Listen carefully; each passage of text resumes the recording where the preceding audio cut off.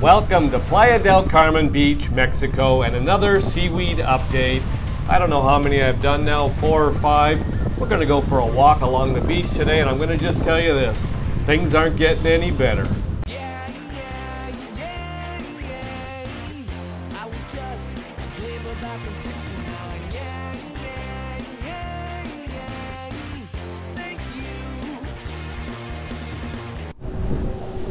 Welcome back to my channel and welcome to Playa del Carmen Beach, Mexico.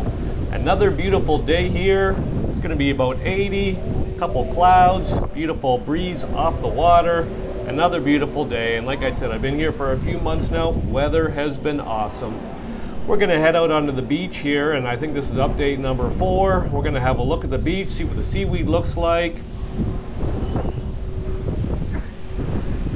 We just looked in the bin there. It looks like it's getting pretty full. I will say in the last month, they've really brought in the big machinery. They've got tractors now on the beach.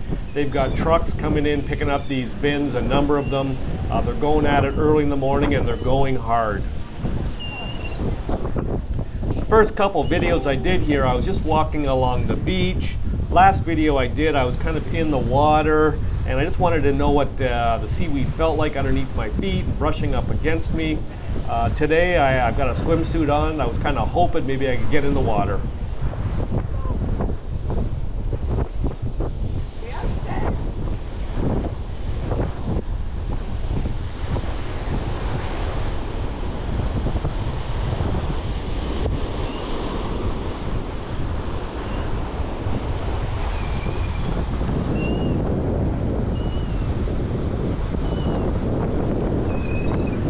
Wow, this looks bad and this smells bad. And the other thing, out in the water, I see a lot of seaweed floating around.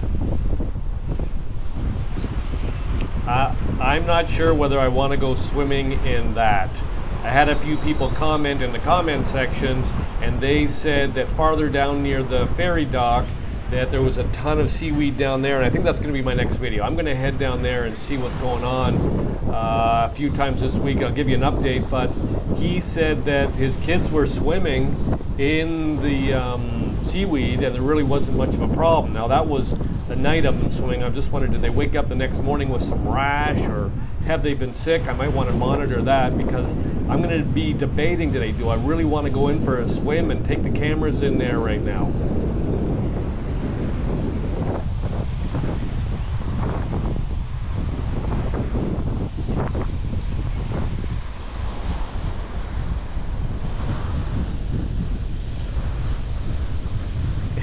Isn't that always a good sign when you come to the beach and there's a tractor picking stuff up and putting it in a bin, and they're taking the bin somewhere else and they're trying to get rid of some stuff?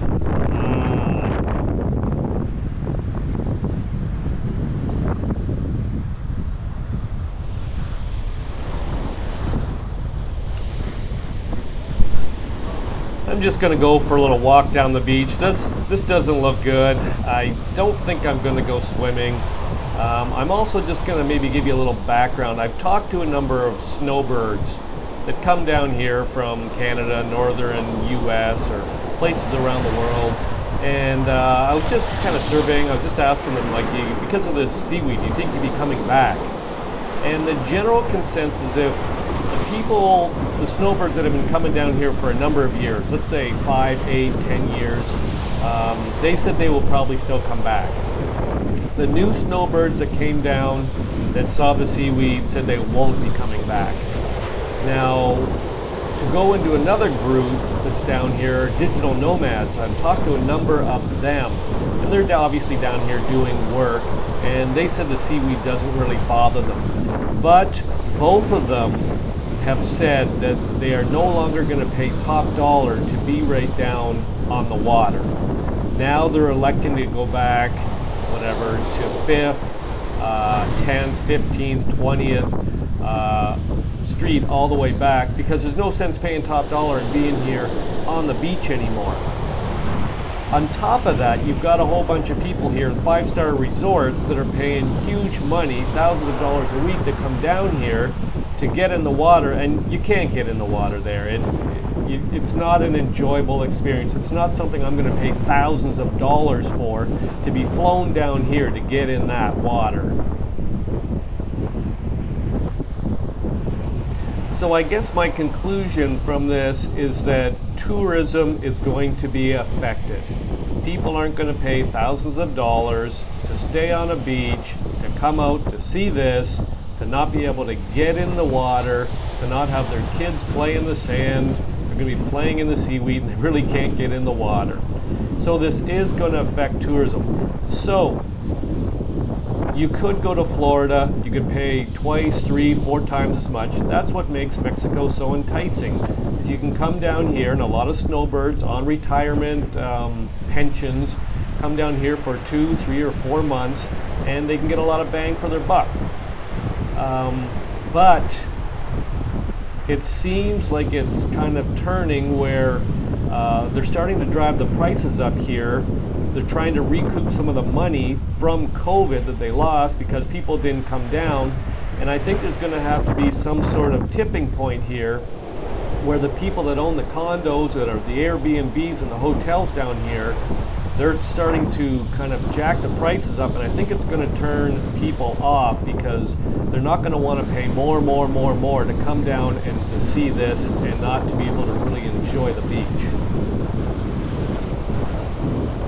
I was under the understanding that the seaweed came in late March, April last year.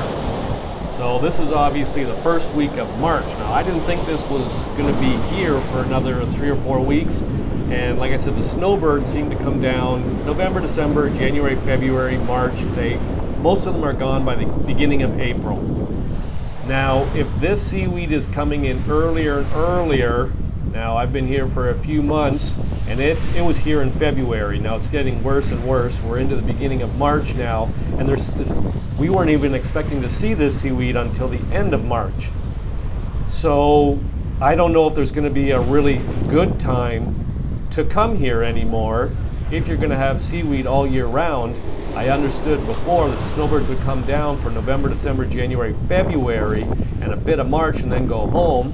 And there'd be pretty good tourism down here with those months. But then you've got the spring breakers and March breakers, and they're all going to be coming down here in the next week or so.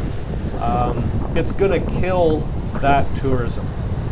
Because if they come down in the next week or so and they see all this, I know that in Canada, March break is next week. In Ontario, they're going to come down, they're going to see this, they're not going to want to come back to this. So something is going to have to change here, whether the prices are going to come down, or number 2, they're really going to have to do something about the seaweed. Now I'm hearing that they're installing barriers 300 to 400 meters offshore here to prevent the seaweed from coming in. I don't know if anybody in the comments knows whether that's true. Have they started doing it? Have they already done it? Because if they've already done it, obviously it's not working, because look at all the seaweed. Or are they putting it in, or do they have a plan? Now maybe in the next couple weeks I'm here, I will just ask some people around here, like, what is the plan? Are these barriers in place? When are they going to put them up? And what's their next plan of action?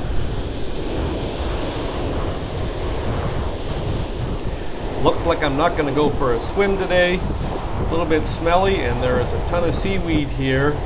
I think I've got some homework to do to find out what they're going to do, or what they plan to do in order to combat this seaweed. I just want to say thanks for coming along for the walk today. I'm going to do some homework, and I will be back with another video. I'm going to say ciao for now.